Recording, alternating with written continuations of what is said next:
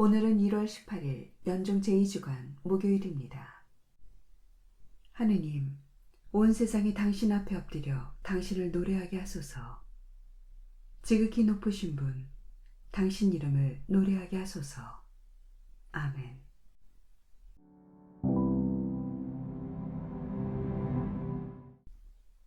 오늘 묵상에 관한 첫 번째 말씀은 사무엘기 상권의 말씀입니다. 그 무렵 다윗이 필리스티아 사람을 쳐 죽이고 군대와 함께 돌아오자 이스라엘 모든 성읍에서 여인들이 나와 손복을 치고 환성을 올리며 악기에 맞춰 노래하고 춤추면서 사울 임금을 맞았다. 여인들은 흥겹게 노래를 주고받았다. 사울은 수천을 치시고 다윗은 수만을 치셨다네. 사울은 이 말에 몹시 화가 나고 속이 상하여 이렇게 말하였다. 다윗에게는 수만 명을 돌리고 나에게는 수천 명을 돌리니 이제 왕권 말고는 더 돌아갈 것이 없겠구나. 그날부터 사울은 다윗을 시기하게 되었다. 사울이 아들 요나탄과 모든 신하에게 다윗을 죽이겠다는 이야기를 하였다. 그러나 사울의 아들 요나탄은 다윗을 무척 좋아하였기 때문에 이를 다윗에게 알려주었다. 나의 아버지 사울께서 자네를 죽이려고 하시니 내일 아침에 조심하게. 피신처에 머무르면서 몸을 숨겨야 하네. 그러면 나는 자네가 숨어있는 들판으로 나가 아버지 곁에 서서 자네에 관하여 이야기를 나누겠네. 그러다가 무슨 낌새라도 보이면 자네에게 알려주지. 요나탄은 아버지 사울에게 다윗을 좋게 이야기하면서 이렇게 말하였다.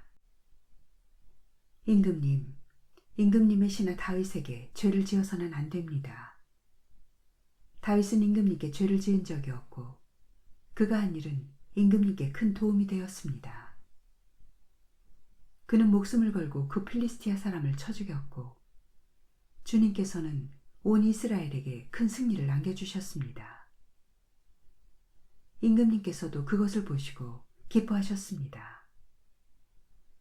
그런데 어찌하여 임금님께서는 공연히 다윗을 죽이시어 죄 없는 피를 흘려 죄를 지으려고 하십니까?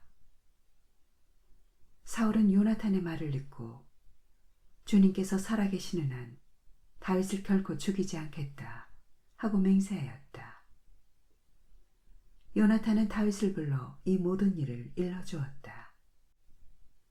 그러고 나서 다윗을 사울에게 데리고 들어가 전처럼 그 앞에서 지내게 하였다.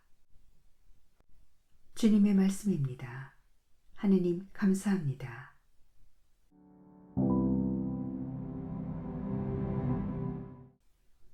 하느님께 의지하여 두려움이 없으리라. 하느님, 저에게 자비를 베푸소서. 저를 짓밟는 사람들이 온종일 몰아치며 억누르나이다. 적들이 온종일 짓밟나이다. 드높으신 하느님, 저를 몰아치는 자들이 많기도 하옵니다. 저는 뜨내기 당신이 적어두셨나이다. 제 눈물을 당신 자루에 담으소서. 당신 책에 적혀있지 않나이까. 제가 부르짖는 그날, 그때 원수들은 뒤로 물러가리이다. 하느님이 내 편이심을 나는 아네. 하느님 안에서 나는 말씀을 찬양하네. 주님 안에서 나는 말씀을 찬양하네. 하느님께 의지하여 두려움이 없으니 사람이 나에게 무엇을 할 수 있으랴. 하느님, 제가 당신께 드린 서원, 감사의 제사로 채우리이다. 아멘.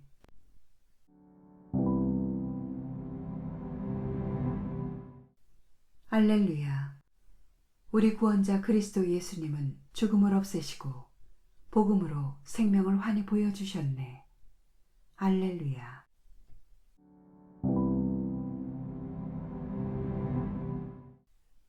마르코가 전한 거룩한 복음입니다.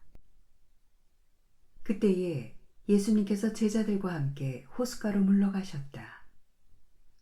그러자 갈릴리아에서 큰 무리가 따라왔다. 또 유다와 예루살렘, 이두메아와 요르단 건너편, 그리고 티로와 시돈 근처에서도 그분께서 하시는 일을 전해 듣고 큰 무리가 그분께 몰려왔다.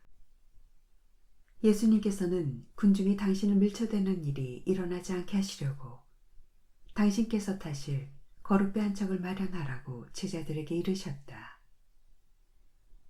그분께서 많은 사람의 병을 고쳐주셨으므로 병고에 시달리는 이들은 누구나 그분에게 손을 대려고 밀려들었기 때문이다. 또 더러운 영들은 그분을 보기만 하면 그 앞에 엎드려 당신은 하느님의 아드님이십니다 하고 소리질렀다. 그러나 예수님께서는 그들에게 당신을 사람들에게 알리지 말라고 엄하게 이르곤 하셨다. 주님의 말씀입니다. 그리스도님 찬미합니다.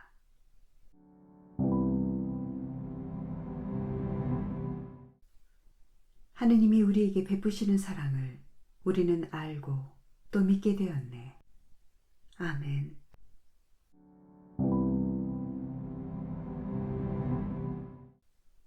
오늘의 묵상. 수많은 사람이 치유의 기적을 체험하고 있습니다. 이러한 상황에 당신은 하느님의 아드님이십니다 라는 더러운 영들의 고백은 그곳에 있던 모든 사람이 예수님을 메시아로 믿을 수 있게 하여 주는 말처럼 보입니다. 그런데 왜 예수님께서는 그들이 사람들에게 당신에 대하여 말하는 것을 허락하지 않으셨을까요? 마르코 복음서에서 예수님을 하느님의 아드님으로 처음 고백한 사람은 예수님의 십자가 죽음을 모두 지켜본 백인 대장이었습니다. 그리고 예수님을 마주보고 서 있던 백인 대장이 그분께서 그렇게 숨을 거두시는 것을 보고 참으로 이 사람은 하느님의 아드님이셨다 하고 말하였다. 예수님의 진짜 모습이 십자가 위에서 드러나게 된 것입니다. 진짜 하느님의 아드님께서는 기적으로 증명되는 것이 아니라 십자가 위에서 우리를 구원하시려고 당신 목숨을 내놓으심으로써 드러나십니다. 당신은 하느님의 아드님이십니다 라는 더러운 영들의 고백에는 십자가가 빠져 있습니다. 기적만 있을 뿐입니다. 악은 이렇게 우리가 십자가를 향하지 않게 만듭니다. 십자가 없이 기적만 바라보며 예수님을 하나님의 아드님으로 고백하게 만듭니다. 십자가 없는 부활을 바라게 하고 고통을 받아들이지 않는 믿음을 가지게 합니다. 조금만 힘들면 언제든 하느님께 등을 돌리게 만듭니다.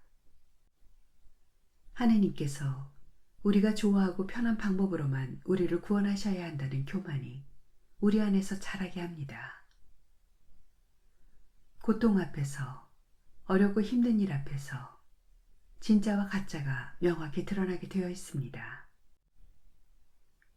다윗을 향한 요나탄의 우정이 진짜라는 것도 죽을 위협 앞에서 드러나게 된 것처럼 예수님께서는 우리를 향한 당신의 사랑이 진짜임을 십자가 위에서 드러내셨습니다. 누구든지 내 뒤를 따르려면 자신을 버리고 제 십자가를 지고 나를 따라야 한다.